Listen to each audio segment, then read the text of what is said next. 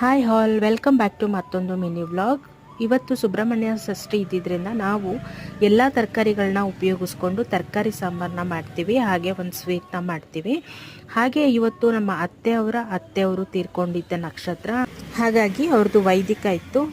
ನಾವು ಬ್ರಾಹ್ಮಣರಿಗೆ ದಾನ ಕೊಟ್ಟು ಅದಾದ ನಂತರನೇ ನಮ್ಮ ಅಡುಗೆ ಕೆಲಸಗಳು ಪೂಜೆಗಳು ಮಾಡ್ಕೊಳ್ಳೋದು.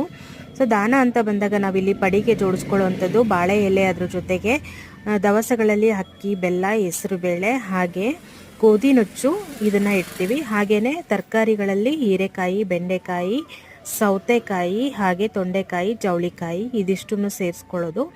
ನಂತರ ಎಲೆ ಅಡಿಕೆ ಜೊತೆಗೆ ಜನಿವಾರ, ಹಾಗೆ ನಮ್ಮ ಶಕ್ತಿ ಅನುಸಾರ ಕಾಣಿಕೆ.